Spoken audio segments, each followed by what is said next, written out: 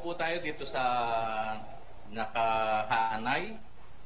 Isa po siyang Iglesia ni Cristo ni Ginoong Manalo. At hindi po ata siya magtatanong, kapatid ni Eli, kundi ang lapit niya po, base po dito sa nakasulat, ay naghahamon ng diskusyon.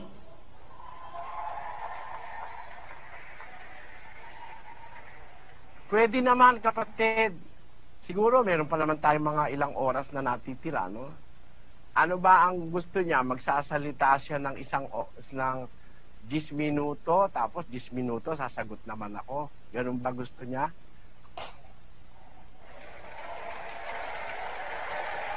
Actually po, kapatid na Eli, dito po meron po siyang inilatag na paksa na titindigan daw niya. Di ko lang po alam kung ito ay miyembro o ministro o napag-utusan ng isang ministro. Ito po yung kanyang paksa, kapatid ni Eli. Mula sa walang pasimula hanggang sa walang hanggan, ang Ama lamang ang iisang tunay na Diyos ayon sa Biblia. Maganda yan, Bradon. Bigyan natin siya ng 10 minutes, tapos 10 minutes ako, tapos 10 minutes siya ulit, tapos 10 minutes ulit ako. 40 minutes lang yun. Ayan po, sige po. Naririto po si Mr. Melvin M. Roas. Magandang gabi po. Magandang gabi po, Brad Eli. Magandang gabi po, Brad Janiel. At magandang gabi po, Vice Acting Mayor Artemio Simunda. At magandang gabi po sa inyong lahat, mga kababayan. At sa lahat po ng naaabot ng programang ito. Meron lang po akong lilinawin, konti lang. Okay lang po. Okay na po, narinig na. Okay. Ako po kasi, Brad Eli, ay mayroong kaibigan na miyembro nyo.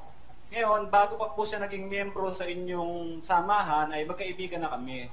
Ngayon, lagi kami nagkakatalastasan hanggang sa dumating na nga yung punto na sabi ko, mas maganda, idaan natin sa diskusyon. Ang sabi niya, ay may bilin daw po kayo sa mga kaanib nyo na hanggat kayo'y buhay, ang gusto nyo ay kayo ang sasagot sa tanong ng lahat ng mga tao. Tama po ba ako?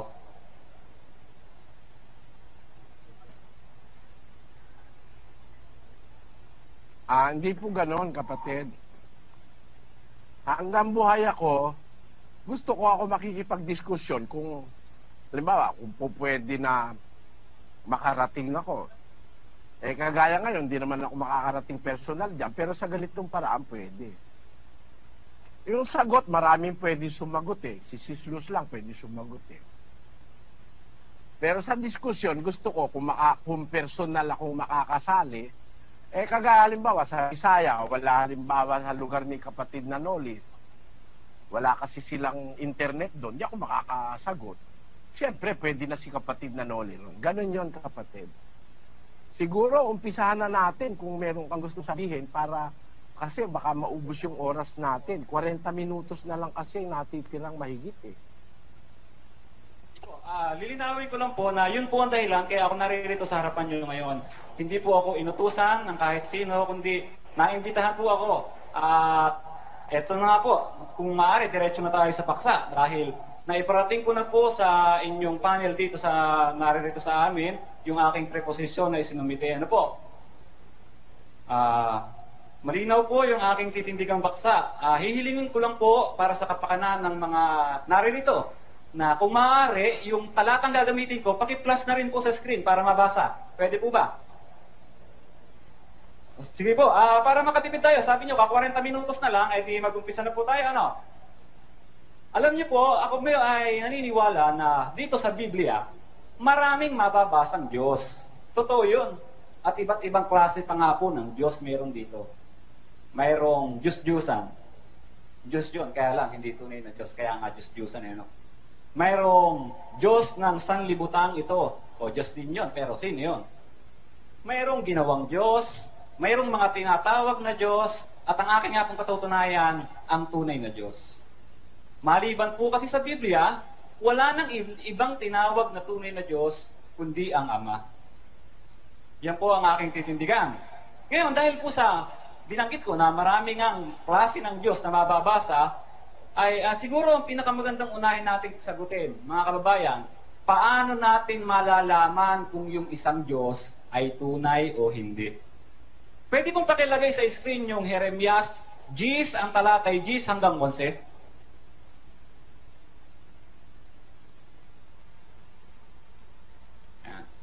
Basahin ko po, ano po? Ngunit ang Panginoon ay tunay na Diyos. Kaya mga kababayan, diyan po merong binabanggit na Panginoon na pinakikilala na tunay na Diyos. Sabi nyo kanina, sa bandang unahan ng pagtuturo nyo, Brother Eli, yung Panginoon, isa yan sa pangalan ng Diyos. At ang Panginoon po na tinutukoy dyan, tsak na hindi si Kristo dahil, unang-una, lumang tipan yan. Pangalawa, sa ibang salin, ang pagkakabanggit po diyan, Yahweh o Ama. Sa makatwid, ang ipinakikilala diyang tunay na Diyos, ang Ama. Basahin po natin ano. Tuloy na po natin sa 11. Ngunit ang Panginoon ay tunay na Diyos. Siya ang buhay na Diyos at walang hanggang hari. Sa kanyang puot ay nayayanig ang lupa at hindi matatagalan ng mga bansa ang kanyang galit. Pwede kong pakilipat sa 11? Ganito ang inyong sabihin sa kanila. Ang mga Diyos, yan ha, ang mga Diyos na hindi gumawa ng langit at ng lupa, ang mga ito ay mga lilipol sa lupa at sa silong ng langit. Ang itinatanong ko mga kababayan, paano natin malalaman kung ang isang Diyos ay tunay o hindi? Ang sabi sa Biblia, ang mga Diyos na hindi gumawa ng langit at lupa ay malilipol.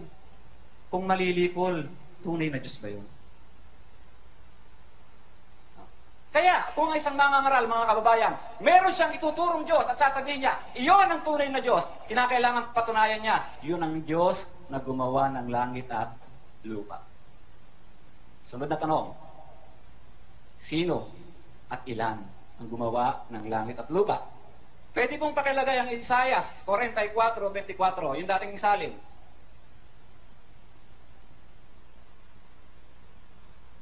Ganito ang sabi ng Panginoon, na iyong manunubos, at niyang nag-anyo sa iyo mula sa bahay bata. Ako ang Panginoon na gumawa ng lahat ng bagay, na nagladlad na mag-isa ng langit, na naglatag ng lupa. Mga kababayan, ilan ang Diyos na lumikha ng langit at lupa? Ang sabi ng Diyos, ako na mag-isa. Ang tanong, na pakisagot ba, Brother Eli, sa inyong pagtindig, ang ibig bang sabihin ng ako na mag-isa, merong kasama? Ang sabi ng Diyos, ako mag-isa ang nagladlad, gumawa.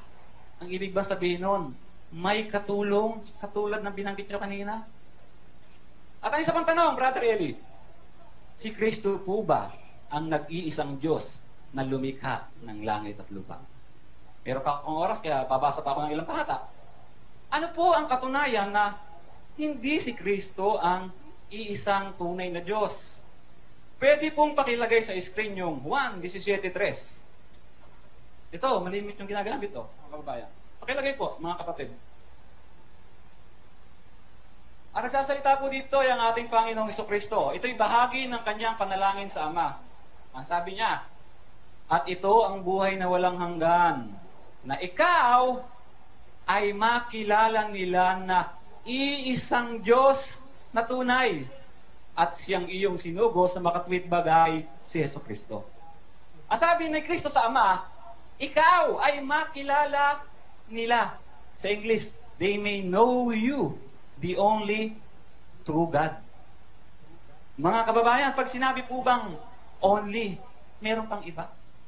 At saka, pakipansin niyo po yung ginamit na ng ating Panginoong Jesucristo termino sa talata. Ang sabi niya, ikaw, you. Hindi po niya sinabing, you and me. Hindi niya sinabing, ikaw at ako ang makilala nilang iisang Diyos. Hindi po ganun eh. Ikaw ang Ama lang. Ngayon, narinig ko na rin na ito ay sinagot nyo, itong talatang to. Pero at ang sabi nyo ay, ang dahilan kaya sinabi ni Kristo na ang Ama, ang iisang tunay na Diyos ay sapagkat nasa lupa pa nun si Kristo, nasa katawang tao, sa makatwid hindi pa Diyos, kaya tama na ang Ama lang ang iisang tunay na Diyos kasi nga si Kristo ay tao pa nun. hindi pa siya Diyos. Ano po ba ang katunayan na mali? Mga kababayan, mali po yung ganong pagtuturo. Huling talatang babasahin ko bago ko ibigay sa inyo ang hapag, Brother Eli. Last 4 minutes. Pakilagay po yung Isaiah 43 gis. Isaiah 43 gis sa dating salin. Kayo ang aking mga saksi, sabi ng Panginoon, at aking lingkod na aking pinili, upang inyong maalaman at magsisampalataya kayo sa akin at inyong matalastas na ako nga. Walang Diyos na inanyuan na una sa akin o magkakaroon man pagkatapos ko. Ang sabi ng Diyos, walang Diyos na una sa Kanya ni magkakaroon man. Sa magandang balita, magandang pagkakasalin dyan. Sabi ay, walang Diyos na una sa akin ni mayroon pa mang iba na darating. Ibig sabihin, madaragdagan o hindi mararagdagan ang tunay na Diyos? Sabi, wala na darating. Ang sabi ng Diyos, hindi na magkakaroon ng iba pa. Kaya, siguro po ay napatunayan ko mula sa mga talata ng Biblia, Brother Eli, na tanging ang Ama lamang ang iisang tunay na Diyos. Sige po, kahit may oras pa ako, di kayo na po mula ulit. Salamat sa kapatid sa iyong courage, ano? Unang-una, mga kababayan, ito ginawa ko, pinahintulot ko, bagaman ito exposition, hindi discussion, para magkaroon ng liwanag sa tao, at pati na doon sa ating kapatid, ano? Ang unang-una niyang sinabing talata, wala raw, ang tunay na Diyos daw, wala nang iba kundi yung Ama. Ang ginamit niyang talata, Jeremias 10:10. Basahin nga natin, kapatid na Daniel. Ngunit ang Panginoon ay tunay na Diyos. Siya ang buhay na Diyos. At walang hanggang hari. Sa kanyang puot ay nayayanig ang lupa at hindi matatagalan ng mga bansa ang kanyang galit. Ganito ang inyong sasabihin sa kanila, ang mga Diyos na hindi gumawa ng langit at ng lupa. Ang mga ito, ang mga lilipol sa lupa at sa silong ng langit. Ayan. Paano raw malalaman yung tunay na Diyos? Sabi niya, yung tunay na Diyos daw, gumawa ng langit at lupa. No? At yun daw hindi tunay na Diyos, malilipol daw, sabi niya. Ang tanong natin, si Kristo ba malilipol? Basahin nga natin ang Hebreo, kasi yung hindi tunay na Diyos, sabi niya malilipol, yun ang pakahulugan niya basahin natin ang Hebreo, Kapitulo 3 at 13, versikulo 8. Si Jesucristo ay siya ring kahapon at ngayon, oo, at magpakailanman. Hindi naman pala malilipol si Kristo Siya pala ngayon, kahapon, ngayon, at magpakailanman. So hindi siya kasama dun sa hindi tunay na Diyos. Kasi ang sabi mo, kapatid, yung hindi tunay na Diyos, malilipol sa lupa at sa ilalim ng araw, malilipol.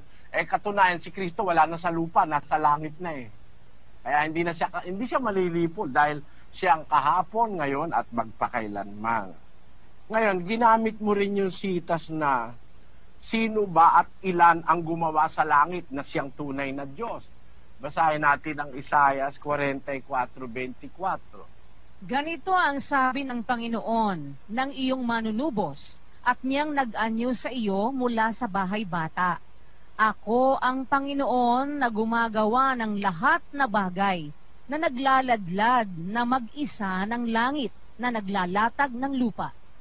Wala namang masama ron sa nakalagay sa talata. Di naman sinasabi nun si Kristo'y tao Ang sabi ron ng Panginoon, sabi ng Panginoon, ako yung manunubos, naganyo sa'yo mula sa bahay bata. Ako ang Panginoon na gumagawa ng lahat ng bagay, na nagladlad na mag-isa ng langit. Talaga naman mag-isa siya nagladlad ng langit Bakit? Tanungin nga natin si Kristo. Panginoon so Kristo, tinulungan mo ba ang Diyos nung magladlad ng langit? Basahin natin ang 8 ng Kawikaan, 22. Inari ako ng Panginoon sa pasimula ng kanyang lakad, bago pinasimulan ang kanyang mga gawa ng una.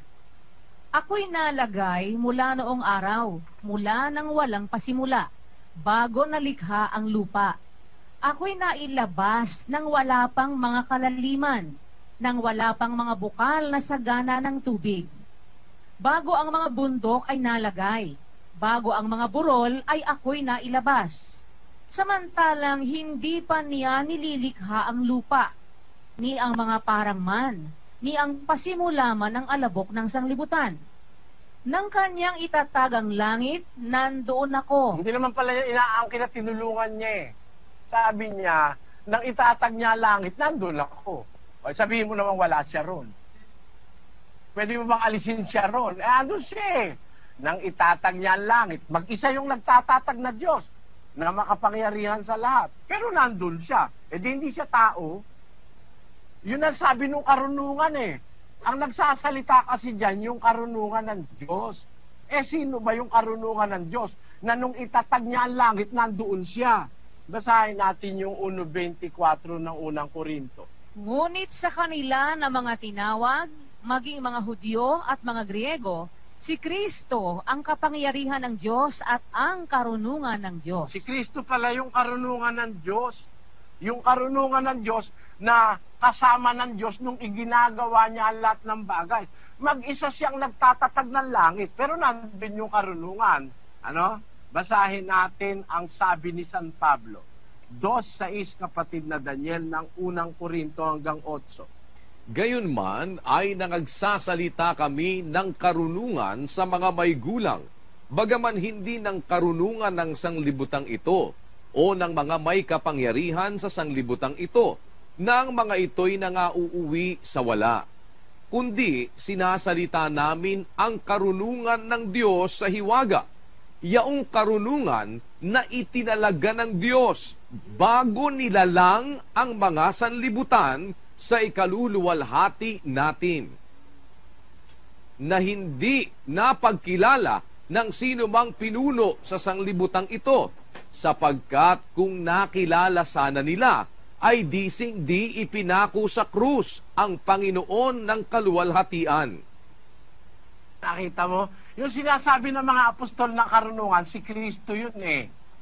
Yun ikang karunungan niya, itinalaga ng Diyos bago pa nilalang ang sanlibutan.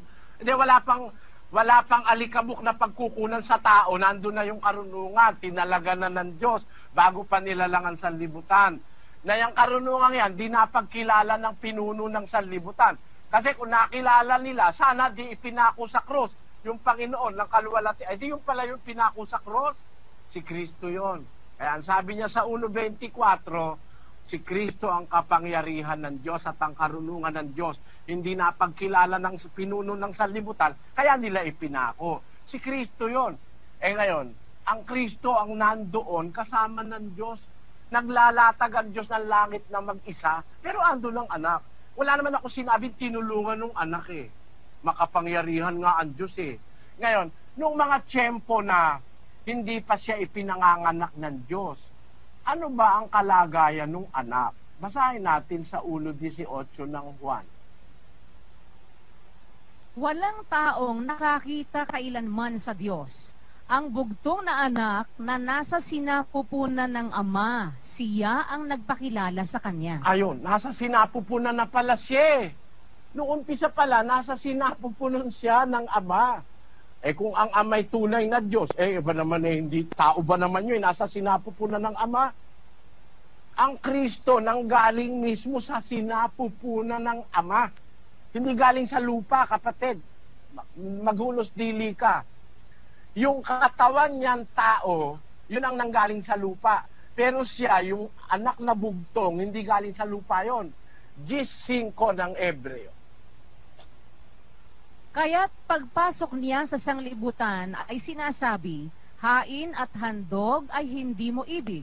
Ngunit isang katawan ang sa akin ay inihanda mo. Nakita mo, kapatid? Pumasok siya sa sanlibutan. Hindi siya galing dito sa sanlibutan. Pero ba naman yung papasok dito na nag-umpisa.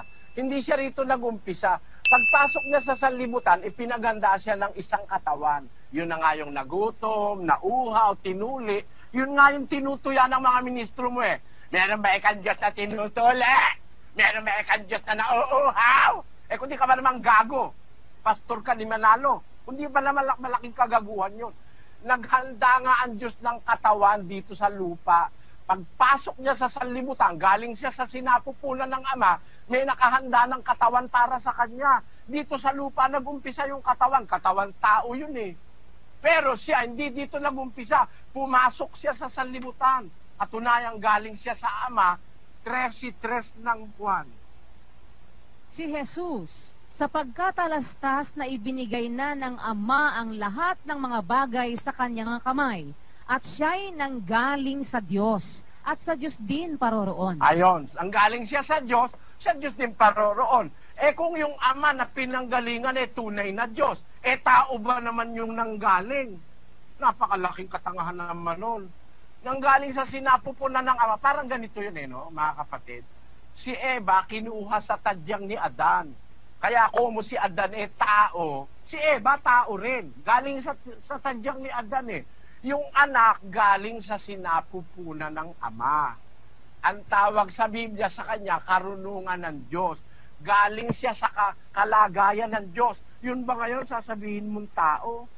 O ngayon, meron siya binasa sa 43 Gs ng Isaias. Basahin natin.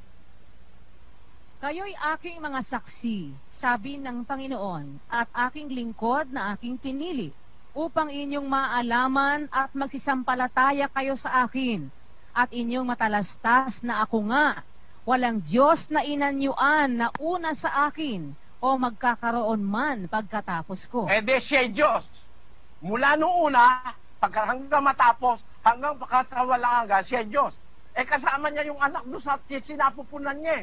Ipupwera mo ba yun? Napakatanga mo kapatid pag ipinwera mo yun. Kasama siya nung Ama sa sinapupunan niya. Kaya kung siya man ay Diyos, walang nakauna sa kanya, at walang magkakaroon pagkatapos niya, kasama niya na yung anak sa kanya. Nasa sinapupunan niya yun Marunong ka pa ba kay Juan? Marunong ka pa ba sa mga apostol? Hindi na nga magkakaroon ng iba dahil kasama na siya nung umpisa pa. Hindi na magkakaroon ng iba. Tapos sabi mo, si Kristo sabi niya, nakatingala siya.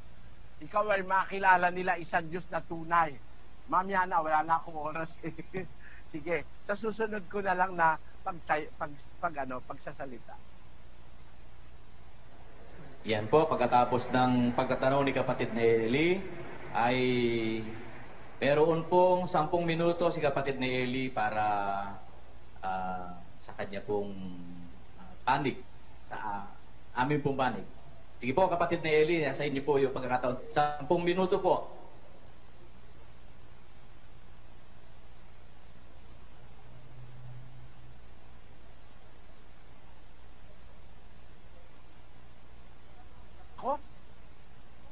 Tanong ba? Tanong, Bradon? Iyo pong kanina kapatid na Eli, cross-examination po para doon po sa kanyang itinindig. Ngayon po, nasa inyo po yung pagkakataon para naman sa atin pong panig, 10 minuto po. Pagkatapos po nito, siya naman po magtatanong. Ganun ba? Sige, ako naman ngayon. Tutuloy ko doon sa 17:3 kapatid na Daniel. Pakibasa mo ang 17:1 muna. Tapos 3, tapos 5.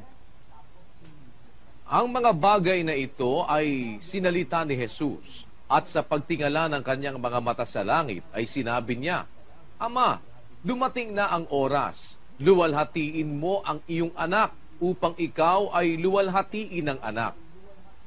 At ito ang buhay na walang hanggan, na ikaw ay makilala nila na iisang Diyos na tunay, at siyang iyong sinugo sa makatwid bagay si Hesukristo. At ngayon, Ama, luwalhatiin mo ako sa iyo rin ng kaluwalhati ang aking tinamo sa iyo, bago ang sanglibutan ay naging gayon. Kung mapapansin nyo mga kapatid, gayon din sa iyo kapatid, ang sabi ng ating Panginoong Jesus sa 17:1, nakatingala siya, sabi niya, Ama, dumating na oras, luwalhatiin mo ang iyong anak upang ikaw ay luwalhatiin ng anak. Anong kaluwalhatian yung hinihingi niya sa Ama? Sa 5, sabi niya, Ama, luwalhatiin mo ako sa iyo rin ng kaluwalhati ang aking tinamu sa iyo bago ang sanlibutan ay naging gayon. Nauna pa pala sa sanlibutan yung kanyang kaluwalhatian eh. Paano magiging tao ang isang nagtamo ng kaluwalhatian bago ginawa ang sanlibutan? Ha? Napakalupit nyo kay Kristo. Yung mga ministro mo, lulupit kay Kristo. Bakit? Abe, komo ayaw nyo Diyos si Kristo, may ginawa nyo, tao na lang basta. Bakit? Hindi nga pwedeng maging tao eh. Bakit ganon? Wala pa sa libutan eh. Saan magaling ang tao? Di ba nila lang sa alabok ng lupa? Ang tao naging kaluluwang buhay. So ang tao nag-umpisa sa alabok ng lupa. Wala pa nga ang sanlibutan, nagtamo na ng kaluwalhatian ito. Paano mo naman sasabihin, tao lang ito?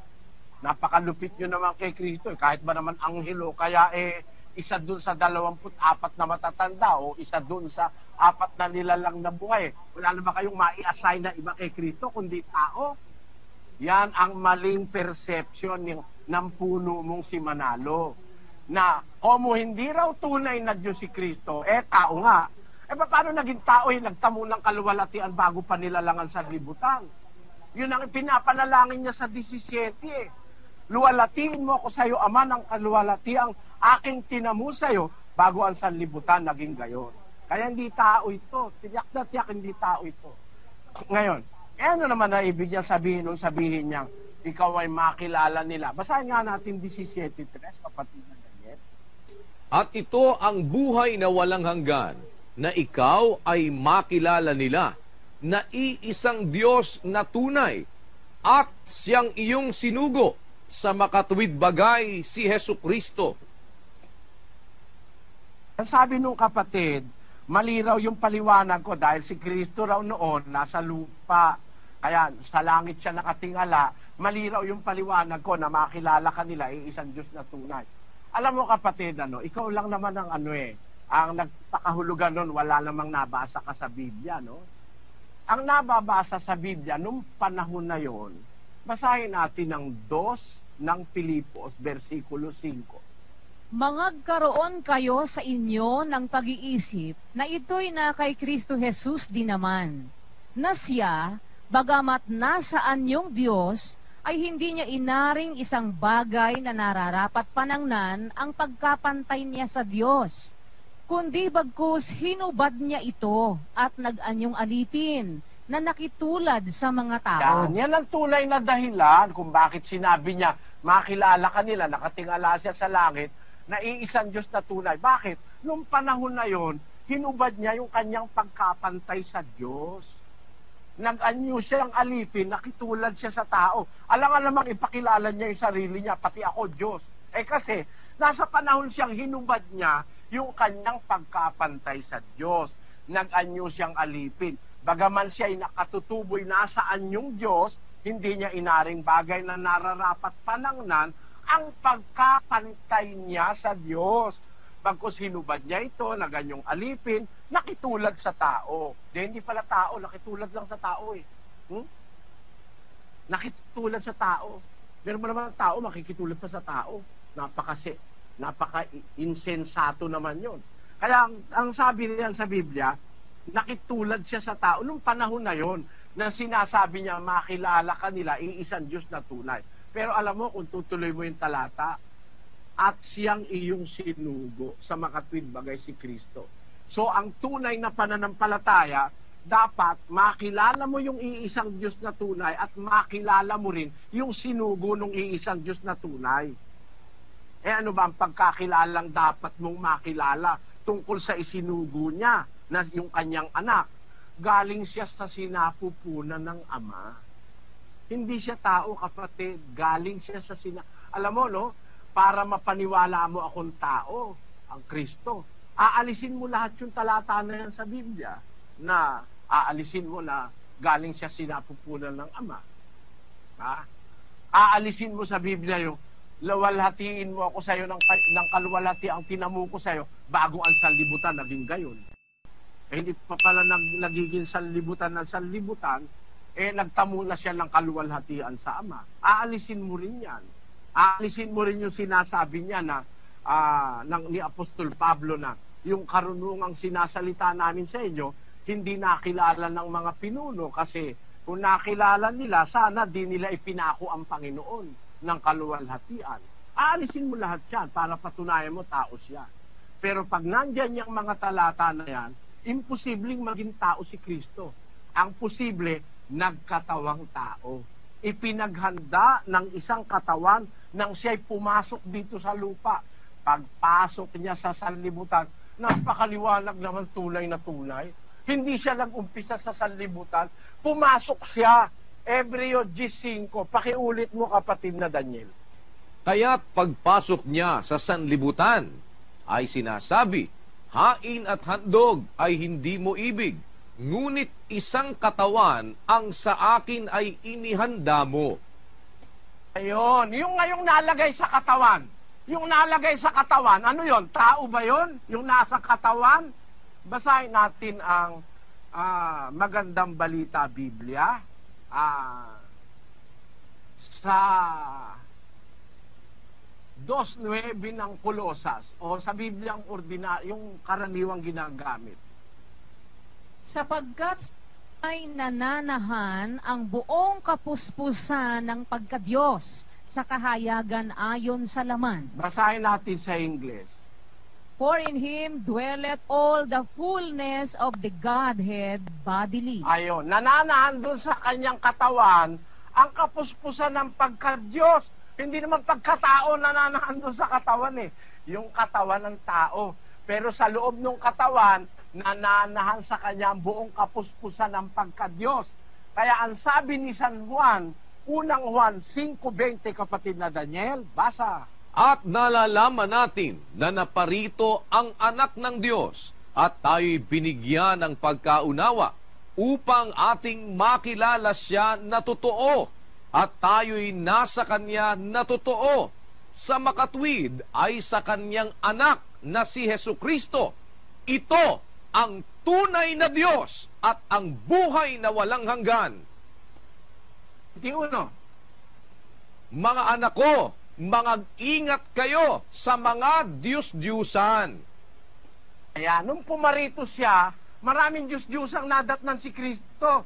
Sabi ni Juan, kung nalalaman natin na parito ang anak ng Diyos, binigyan tayo ng pagkaunawa upang makilala natin siya na totoo, tayo sa kanya na totoo. Sa makatwid sa kanyang anak na si Jesucristo, ito ang tunay na Diyos. Dito sa lupa, walang ibang tunay na Diyos kundi yung naparito. Sapagkat ang narito, mga Diyos-Diyusan.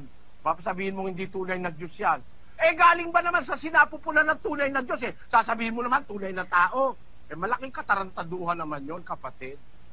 Galing sa sinapupunan ng Ama, from the bosom of the Father. Galing siya from the bosom of the Father. Ipinanganak siya ng Diyos bago pa ginawa ang sanlibutan. Yung galing sa kanyang sinapupunan na ipinanganak niya, ang sabi ng Biblia, tunay na Diyos yun nung makarating dito sa lupa. Hindi tao yon, kapatid. Kung may tao, yung katawan, yun ang tao. Pero yung nasa loob nun, nananahan sa kanyang buong kapuspusan ng pagka-Diyos. Yun ang oras ko, tapos na. Yan po. Sige po, kapatid. Meron kayong 10 minuto para cross-examine yung pong ipinaliwanag ni kapatid Nelly. Hello. Meron. Maraming salamat po, Brad Eli, sa inyong pagsagot. Unahin ko lang po yung sinabi nyo kanina na si Kristo ay hindi malilipol. Ay, wala naman po akong sinabing siya'y malilipol. Ang sinabi ko, ang malilipol, yung Diyos na hindi gumawa ng langit at lupa. At aminado kayo na si Kristo hindi gumawa ng langit at lupa. So makatwid, in the first place, hindi siya Diyos. Ngayon, nagtanong-tanong, ang sabi nyo, nadudoon siya at kasama siya.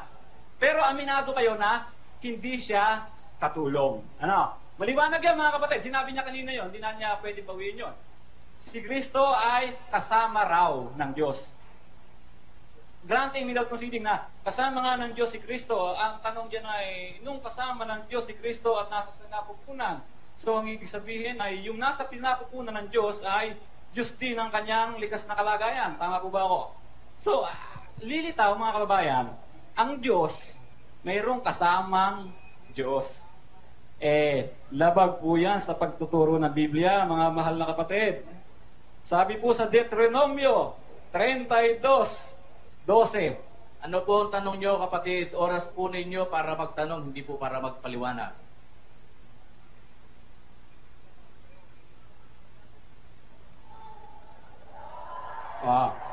Sorry. Hindi ko na akala, ang malinaw na ibinigay, sandali lang po, pwedeng pause on time kasi meron lang tayong nire-resolve, no? Ang malinaw po yung ibinigay kong yung preposition. Unang tindig, sasabihin ko yung aking stand. Kalawang tindig, tapos susunod si Brother Eli, sasabihin niya yung kanyang stand. Pangalawang tindig, sasabihin ko yung sagot sa inilahat ni Brother Eli. Tapos meron pa uling 10 minuto si Brother Eli para i-cross-examine o sagutin yung aking tindig na inuunang tindig. Tapos, yung cross-examination at Kaya nga po, 20 minutes oras nyo na po para magtanong ngayon, kapatid, dahil nagtindig na po si Brother Eli kanina. Oras nyo po ngayon para magtanong doon sa kanyang ipinaliwanag. So, cross-examination na natin. Ito yung 20 minutes kong cross. Okay. Pwedeng pakihiling na lang na makilagay niya ng screen sa yung number sa screen para alam na rin kung lumalampas.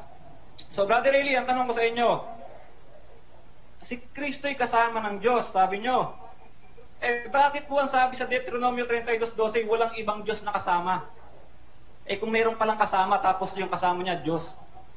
Hindi po ba lilitaw, contradiction yun? Hindi. Siguro sa isip mo, kapatid, kontradiksyon. Pero kung basahin nga natin yung 32 Gs ng ng Deuteronomio. Kanyang nasumpungan sa isang ilang sa lupain at sa kapanglawan ng isang umuungal na ilang. Kanyang kinanlungan sa palibot, kanyang nilingap, kanyang iningatang parang salamin ng kanyang mata. Parang agila na kumikilos ng kanyang pugad, na yumuyungyong sa kanyang mga inakay. Kanyang ibinubuka ang kanyang mga pakpak, kanyang kinukuha, kanyang dinadala sa ibabaw ng kanyang mga pakpak. Ang Panginoon na mag-isa ang pumatnubay sa kanya, at walang ibang Diyos na kasama siya. Yun. Sa Israel kasi, nasa Ehipto sila, maraming Diyos sa Ehipto Maraming Diyos sa Ehipto, kapatid. Sana kukunin mo yung talata na kasama yung context.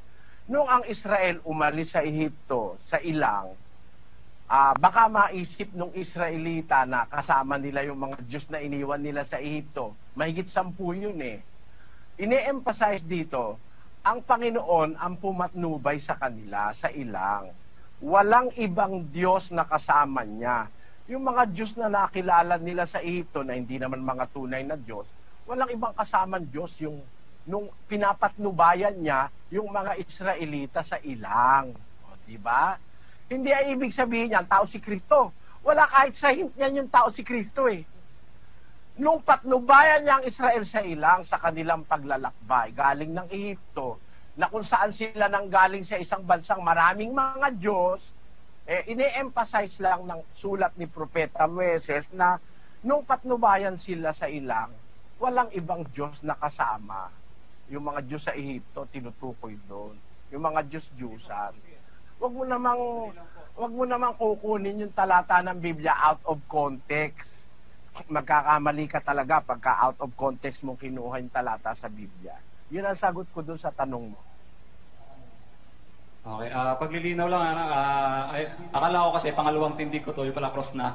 So, diretso na lang ako doon sa cross.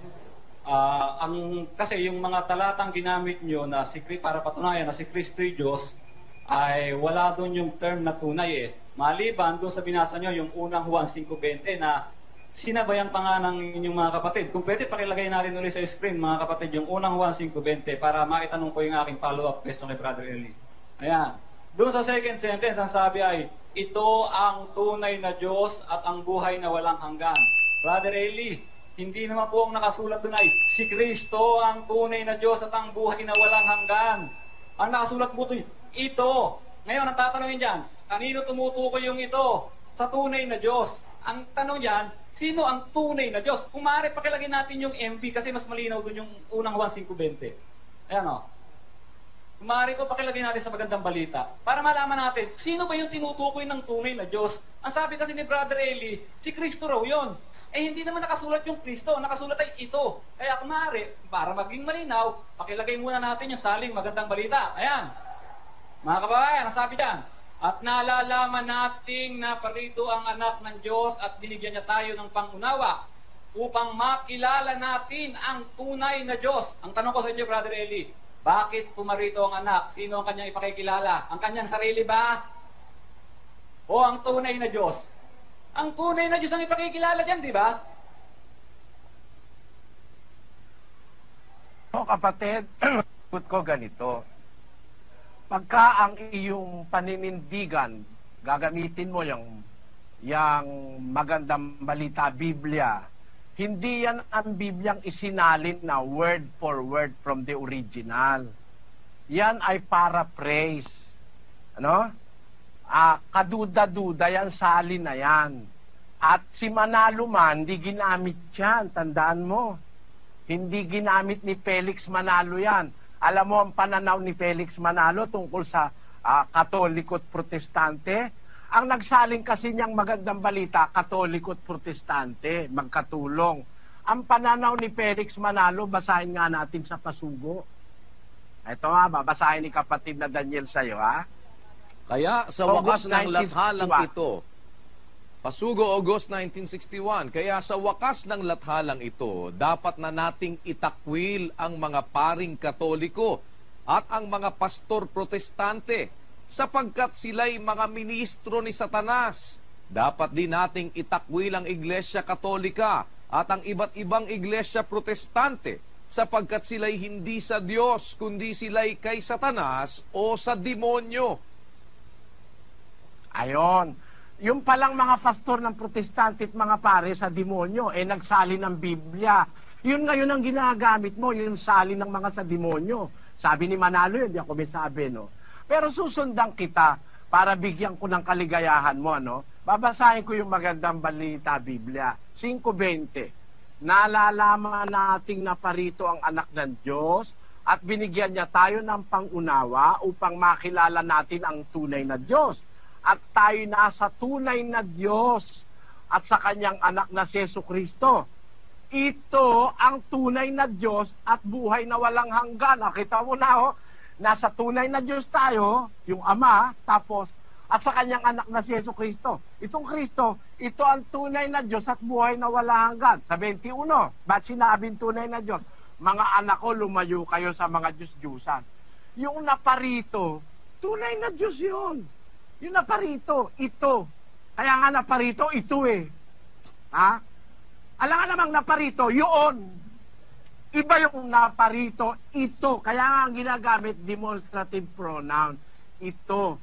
Ang tunay na Diyos at buhay na wala hanggan. Bakit? Hindi naman natapos yung talata ron eh. May kasunod pa, 21 eh.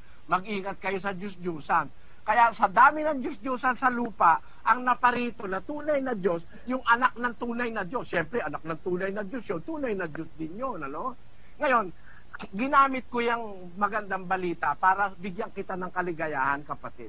Pero walang sinasabi dyan na si Kristo'y tao. Diyan sa talatang yan. Walang sinasabing tao si Kristo dyan. Ito ang tunay na Diyos at buhay na walang hanggan. Magandang balita yan, ano? Sino ba yan tunay na Diyos at buhay na walang hanggan sinasabi dyan? Basahin natin ang magandang balita rin. 1:1 hanggang 4, kapatid na Daniel. Sa pasimula pa'y naroon na ang salita, kasama ng Diyos. Unang Juan, anak. Unang Juan. 1:1 hanggang 4. Sumusulat kami sa inyo tungkol sa Kanya. Nasa simula pa'y siya na, ang salita na nagbibigay buhay. Narinig namin siya at nakita, napagmasdan at nahipo ng aming mga kamay. Nahayag ang buhay nakita namin siya at pinatotohanan sa inyo at ipinangangaral namin sa inyo ang buhay na walang hanggan na kasama ng Ama at nahayag Kita sa mo? amin. Kita mo, ang buhay na walang hanggan pala, si Kristo, yung kasama ng Ama. Sabi ng Magandang Balita Biblia. Kaya, ang buhay na walang hanggan, tinuturo ni Juan, diyan sa unang sulat ni Juan, yung nakita niya, nakipo ng kamay nila. Sabi niya sa uno-uno, liwanag siya ang salita na nagbibigay buhay. Narinig namin siya, nakita, namasdan, nahipo ng aming kamay. Tapos sa 2, nahayag ang buhay, nakita namin siya. Si Kristo yun eh. At pinatotohanan sa inyo. Ipinangangaral namin sa inyo ang buhay na walang hanggan na kasama ng Ama at nahayag sa amin. Sino yung buhay na walang hanggan? Si Kristo. Kaya siya rin yung tinutukoy ni Juan sa 5:20, siya ang tunay na Diyos at buhay na walang hanggan. Mag-ingat kayo sa Diyos-Diyusan. Yan kapatid. Buksan mo lang ang isip mo. Huwag kang kumontra sa katotohanan. Ikaw na gumamit yan talata, no? Ikaw na gumamit yung magandang balita. Susundan kita, pero makikita mo na ang buhay na walang hanggang tinutukoy na tunay na Diyos na naririto sa lupang, naparito, yung anak. Ayun. Of course, yung Ama tunay na Diyos. Yung anak, hindi naman tunay na tao. Ganun yun. Ayun po, tapos na po ang inyong 10 oras ng pagtatanong kapatid. At nasa ikalawang pagtindig na po kayo. Huling tindig po ninyo. Meron po kayong 10 minuto, kapatid. Last 10 minutes ko na to, kaya dito ko na lang ipopokus sa unang Juan 5:20, mga kapatid. Balik tayo dun sa dating salin kasi kino-question niya yung MB, no? Bagamat hindi naman ang topic natin dito ay kung sa demonyo ba o hindi yung mga nagsalin nun. Ang aking pong topic na titindigan ay sa Biblia, walang ibang tinawag na tunay na Diyos kundi ang Ama. Dito po sa unang Juan 5:20, kagaya na ng sinabi ko na kanina, wala naman pong salin ng unang Juan 5:20 na may mababasa tayong Jesus Christ is the true God and eternal life. O ito si Yesu Kristo ang tunay na Diyos. Siya po ang nagtuturo, si Brother Eli, na yung daw tunay na Diyos tumutukoy sa anak. Mga kapatid, gaya nga po ng sinabi ko kanina, ang dahilan po para kaya naparito ang anak ay upang ating makilala siya. Yung siya na tinutukoy dito, ang Ama yun ang tunay na Diyos. Yan ang dahilan kaya nagparito ang anak para ipakilala ang tunay na Diyos. Ngayon, sino ang ipinakilala ng anak na tunay na Diyos nung siya naririto na? Wala po tayong mababasa, mga kababayan, na sinabi ni Kristong, ako ang tunay na Diyos. Wala po. Wala po tayong mababasa kahit anong talata na sinabi ni Kristo, ako ang tunay na Diyos. Kung ang dahilan kaya siya naparito ay para ipakilala ang tunay na Diyos, at kung ang tunay na Diyos pala siya, bakit hindi niya isinama yung kanyang sarili doon sa pinakilala niya? Siya pala yung tunay na Diyos din. Ganun lang po kasimple, mga kababayan. Pero ang sabi niya, si Kristo raw, bagamat kahit anong salin ng ating basahin, wala po tayong mababasang ang si Yesu Kristo, ang tunay na Diyos at ang buhay na walang hanggan. Ang totoo po niya, mga kababayan, yung terminong tunay na Diyos, 3 beses lang po yan binanggit sa buong bagong tipan. Yung sinabi ko kanina, yung Juan 17:3, na doon ay ipinakilala ni Kristo ang Ama na iisa ang tunay na Diyos. Iisa, hindi dalawa. Iisa. Doon sa unang Thessalonica 1:9. Doon ay mababasa rin natin na ang tunay na Diyos mayroong anak. Tapos bigla-bigla ituturo ni Brother Eli dito sa unang Juan 5:20. Biglang naging yung anak na ang tunay na Diyos. Tanggapin natin pansamantalang tunay na Diyos nga yung anak, tunay na Diyos din yung Ama. Di lilitaw, may dalawa ng tunay na Diyos. Salungat na po yun sa Bible Kasi ang sabi ay, ito ang, at hindi mo sinabing, ito ang mga tunay na Diyos. Kung tunay na Diyos pala sila pareho, dapat singular yung ginamit. Dapat plural. Di po ba? Pero gaya nga po ng masasabi ko, kahit ako may oras pa, ibibigay ko na rin kay Brother Eli, ay, sa Biblia po, bagamat marami siyang sinitas kanina na talata para patunayan si Kristo'y Diyos, wala naman po doon yung tunay. Ang sabi ko nga, maraming klase ng Diyos, kaya definido yung ating pinag-uusapan, tunay na Diyos. Bigyan niyo po ako ng talata na mababasang si Jesucristo, ang tunay na Diyos. Sapagkat binigyan ko kayo ng talata ang Ama ang iisang tunay na Diyos. Fair lang po sa palagay ko yun. Maraming salamat po. Tapos na siya? Opo. Kayo ng party ko, Brandon. Brandon, ano ngayon ang party ko? I-cross-examine po siya, kapatid ni Eli, doon sa kanyang mga ipinaliwanag. Meron pa po siyang 6 na minuto, pero hindi na po niya naubos, kapatid ni Eli, at wala na po siyang gustong ipaliwanag pa. Sabi mo, kapatid,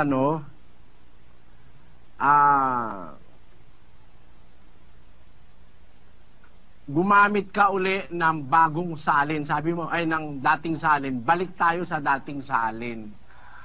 Para ka palang palaka Pagka for your convenience, iiwan mo yung pinuntahan mo. Hindi ako ganon. Alam mo, pagka may prinsipyo ka, pag ginamit mo yung salin na yon, ay dapat, huwag mong itatakwil, huwag mong iiwanan. Ginamit mo Masama sa Biblia yan. 14:22 ng Roma. Pakinggan. Ang pananampalataya mo na nasa iyo ay ingatan mo sa iyong sarili sa harap ng Diyos. Mapalad ang hindi humahatol sa kanyang sarili sa bagay na kanyang sinasang-ayunan. Ayon, pagka sinasang-ayunan mo, huwag mo lang i-deny. Ikaw ang pumunta sa magandang balita, nung sundan kita, iniwanan mo. Hindi mo kasi matututulan yung sinasabi sa magandang balita na yung buhay na walang hanggan na sinasabi ng mga apostol, lalo na si San Juan, yun ang nahipo nila, nakita nila, nahipo nila, namasdan nila, nahipo ng kamay. Hindi mo naman pwede sabihin yan yung Ama. Hindi naman nahihipo ng mga apostol yung Ama. Ang nahipo nila si Kristo. Nagpahipo pa nga O basahin natin uli yung uno-uno ng magandang balita, kapatid na Daniel. Sumusulat kami sa inyo tungkol sa Kanya. Nasa simula pa'y Siya na. Ang salita na nagbibigay buhay. Narinig namin Siya at nakita. Napagmasdan at nahipo ng aming mga kamay. Nahayag. Ayan. Yung salita na mula pa sa pasimulay, Siya na. Siya na pala, mula pa sa pasimulat, Siya na. Salitang nagbibigay buhay. Narinig namin Siya. Napagmasdan, nahipo namin Siya. Yan ba ngayon sino ba yung nahipo nila na yan? Na buhay na walang hanggan. Sino yan? 5:20 ng magandang balita. Umaalis ka na ikaw ang nag-umpisa niyan. 5:20. At nalalaman natin na parito ang anak ng Diyos at binigyan niya tayo ng pangunawa upang makilala natin ang tunay na Diyos at tayo'y nasa tunay na Diyos sa kanyang anak na si Jesucristo. Ito ang tunay na Diyos at buhay na walang hanggan. Kita mo, sasabihin mo, walang mababasa sa Biblia. Ikaw na nga gumamit yan At tayo nasa tunay na Diyos sa kanyang anak na si Jesucristo. Sino yung tunay na Diyos? Si Jesucristo na sinutukoy ni Juan. Ito ang tunay na Diyos at buhay na walang hanggan. Sino yung buhay na walang hanggan? Na tunay na Diyos. Nakita namin Siya, nahipo namin Siya ng kamay. Hindi naman yun yung Ama Kaya nga napakaliwanag, naparito. Dito, ang tinutukoy ni Juan, yung pumunta rito, tunay na Diyos yun. Ipapakilala niya yung tunay na Diyos din. Ngayon, ang sayo, ang problema mo, pagka ganyan ka, magiging dalawa na ang tunay na Diyos. Kasi sabi mo tunay na Diyos Ama, tunay na Diyos si Kristo. May problema ba yon? Basahin nga natin ang magandang balita pa rin. 10:30, basa sa Juan, kapatid na Daniel. Ako at ang Ama ay iisa. Di naman pala naging dalawa Ako at ang Ama ay iisa. Ano na ang problema mo, kapatid? Ako ay tunay na Diyos. Ang Ama ay tunay na Diyos. Pareho kaming tunay na Diyos iisa lang. Bakit? Nag-umpisa naman kami parehong magkasama Nasa sinapupunan ng Ama ang anak. Tunay yung Diyos na kinaroroonan niya. May ano siya? Tao. Napaka-mali namang pangangatwiran. Wala na sa logic, wala pa sa sensibleness, wala pa sa Biblia. Ang tunay na Diyos, nahipo ng aming, ang buhay na walang hanggan, nahipo namin, sabi ng mga apostol, nahipo ng aming kamay, nakita namin siya, pinangaral namin siya, buhay na walang hanggan siya. Sino yon? Ito ang tunay na Diyos, ang buhay na walang hanggan. Sino yon? Yung naparito, ang anak. Kaya, bakit tunay na Diyos sa pakilala ni Juan? Kasi maraming dinatnan si Kristo sa lupa, buhay na walang hanggan. Ayun yon. Diba? Ngayon, susundan kita, kapatid, doon sa sinabi mo na, teka ha, ang sabi niya kanina, wala raw mababasa si Kristo, tunay na Diyos. Yun nga ang Bibliang binasa mo na magandang balita, yun na nga nababasa Matigas lang ulo mo, kapatid. Alam mo, naunawaan kita. Napadilim na kasi isip mo dahil ang puno mo nasa kadiliman. Kaya didilim na rin ang isip mo. Yan ang tiyak na tiyak dyan. Pareho na kayong magdilim ang isip. Nabulag na isip mo ng pambubulag ni Satanas at saka ni Manalo. Na si Kristo tao lang. Hindi mo na kasi matanggap mismo. Yung Biblia mismo binasa mo. Ikaw na pumunta riyan ha. Tapos sabi mo, babalik ka tayo sa dating salin. O de, susundan naman kita uli. Mahirap tong ginagawa mo sa akin para kang palakang palundag-lundag susundan naman kita. Sabi mo, balik daw tayo sa dating salin. Lilitaw daw sa dating salin, may mababasa ka ba ikaw si Kristo tunay na Diyos? Si Yesu Kristo tunay na Diyos. Wala kayo ka mababasa si Yesu Kristo tunay na Diyos. Di basahin natin sa dating salin. 5:20 ng unang Juan. At nalalaman natin na naparito ang anak ng Diyos at tayo'y binigyan ng pagkaunawa upang ating makilala siya na totoo at tayo'y nasa kanya na totoo. Sa makatwid ay sa kanyang anak na si Jesucristo. Sino ba yung totoo? Sino ba yung sa makatwid si Kristo yung totoo? Upang makilala natin siya na totoo. Tayo nasa kanya na totoo. Sa makatwid. Kailan ba ginagamit yung salitang sa makatwid? Therefore, sa makatwid, at totoo, yung kanyang anak na si Jesucristo, ito ang tunay na Diyos at ang buhay na walang hanggan, mga anak ko.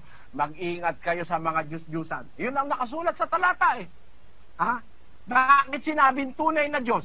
Kasi yun na parito, tunay na Diyos, in comparison sa mga dinatnan sa lupa na mga Diyos-Diyusan. Kunin mo lang yung unawa, kapatid. Yung naparito, tunay na Diyos. Bakit tunay na Diyos? Tingnan mo papakita ko sa'yo. Nagkatawan tao yun Yung nagkatawan tao ba? Tao? Basahin nga natin ang unang Timoteo 3:16. Pakinggan mo Sa lahat ng salin mo basahin. At walang pagtatalo. Dakila ang hiwaga ng pagkadiyos. Yaong nahayag sa laman. Pinapaging banal sa espiritu. Nakita ng mga anghel. Ipinangaral sa mga bansa. Sinampalatayanan sa sanglibutan. Tingnan mo, yan si Kristo Dakila ang hiwaga ng pagkadiyos. Pagkatao ba sinasabi dyan? Pagkadiyos May dakilang hiwaga ang kanyang pagkadiyos. Yaong nahayag sa laman. Di yung kanyang pagkadiyos nahayag sa laman. Nagkatawan tao nga kasi siya.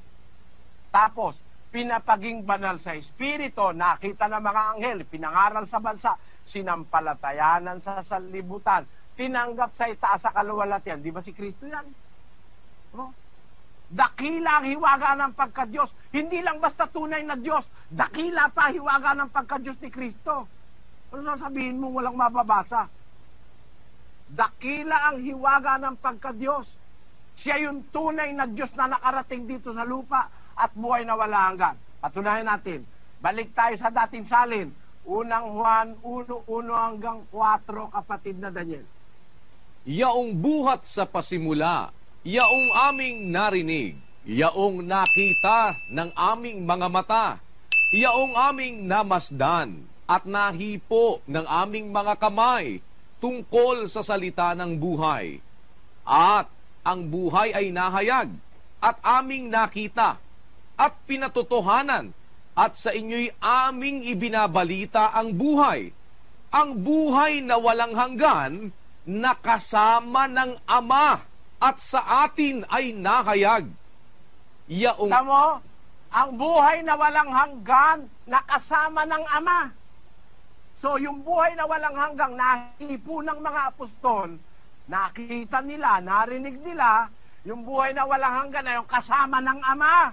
Tama? Sino yon? 5:20. At nalalaman natin na naparito ang anak ng Diyos at tayo'y binigyan ng pagkaunawa upang ating makilala siya na totoo at tayo'y nasa kanya na totoo. Sa makatwid ay sa kanyang anak na si Hesukristo. Ito ang tunay na Diyos at ang buhay na walang hanggan. Ngayon, ang tunay na Diyos at buhay na walang hanggan, si Kristo. Kasama ng Ama, iba yung Ama. Iba yung Ama, tunay na Diyos yun eh. Pero yung kasama niya, hindi naman Diyos-Diyusan. Yung kasama niya, buhay na walang hanggan at tunay na Diyos.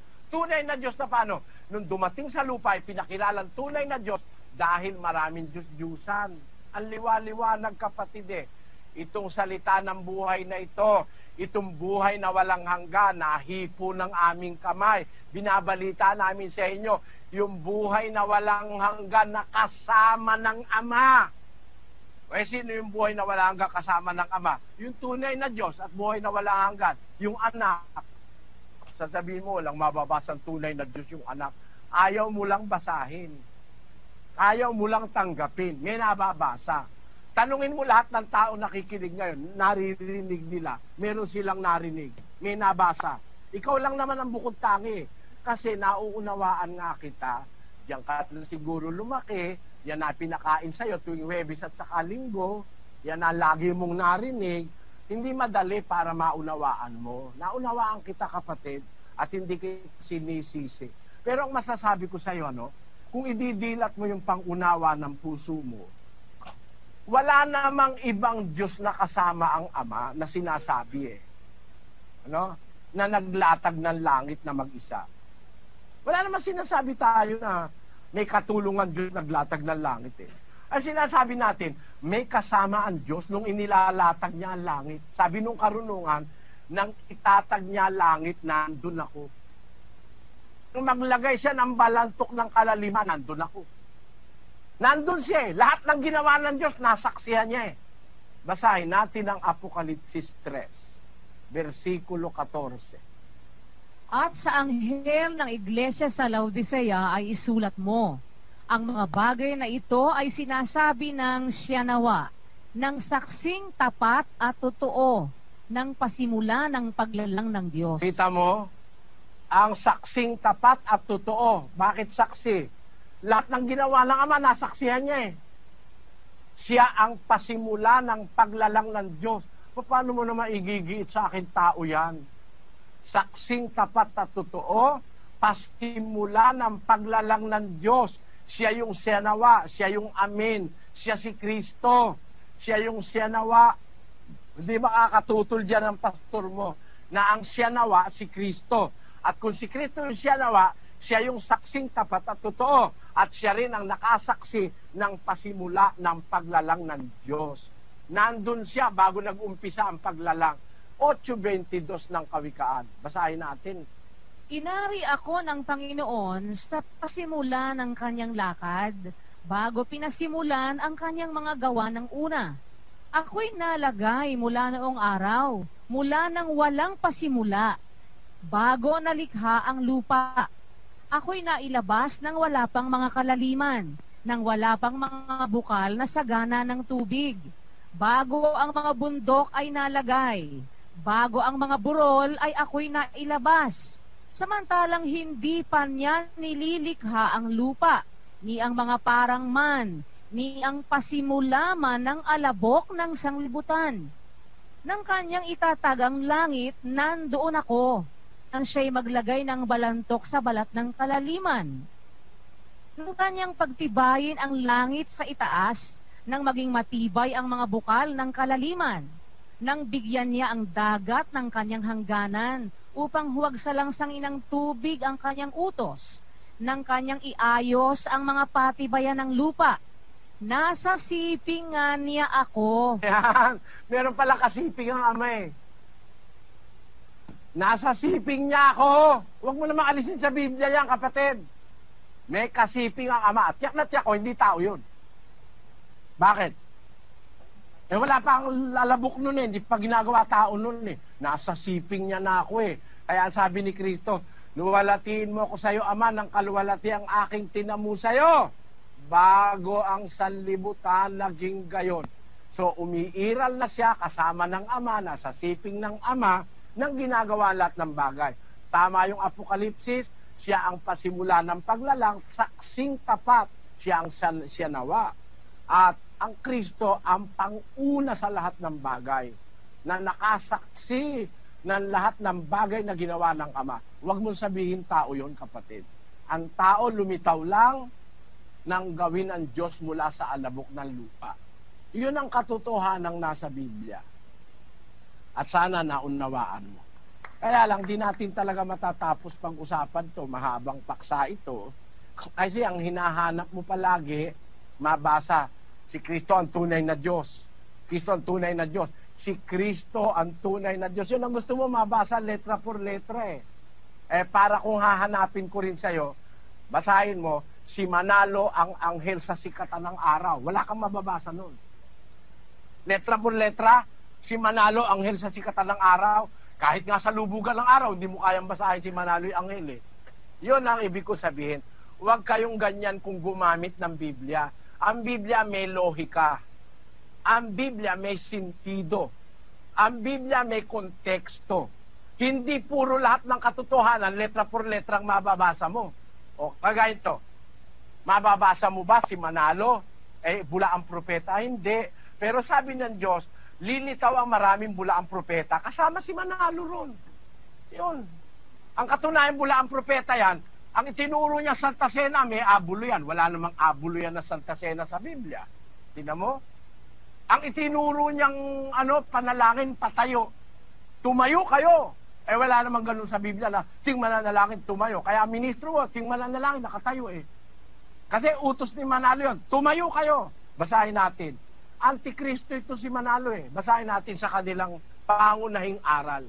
Ito po, nasa mga pangunahing aral na sinasampalatayana ng Iglesia ni Cristo, page 116. Isama ninyo ang damdamin ninyo kapag nananalangin ang kapulungan. Sino man sa mga nangangasiwa ng pagsamba ang nangunguna. Tumayo kayo ng maayos. Tumayo, utos ni Manalo yan, no? Siya gumawa niyan eh. Sa Biblia, hindi naman na nakalagay, tumayo. Ha? Pwedeng manalangin ng patayo pag wala kang paraang makaluhod. Pero ang talagang utos, luluhod ka sa Diyos. Si Manalo, kung siya nag-uutos, tumayo kayo. Wala mang instance na hindi ka tatayo eh. Kaya sa telebisyon, sa kapilya, lagi na lang sila patayo kung manalangin.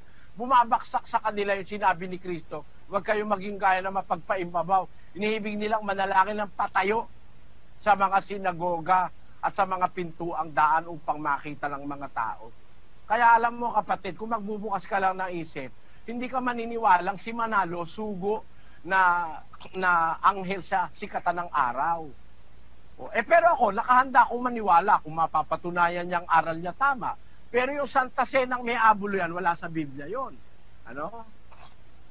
Yung aral ninyo na maraming mga aral kayo iba't iba na wala sa Biblia, yung kagaya nung sa inyo, libre sigarilyo, libre lasing sa inyo, mga ministro nyo naninigarilyo, bawal sa Biblia yan. Paano naging sugo yung isang taong ganon?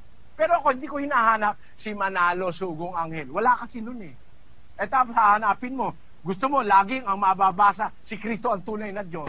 Maling pag-aral ng katotohanan yan. Maling pag-unawa. Naawa ako sa'yo, sana samahan ka ng Diyos, kapatid.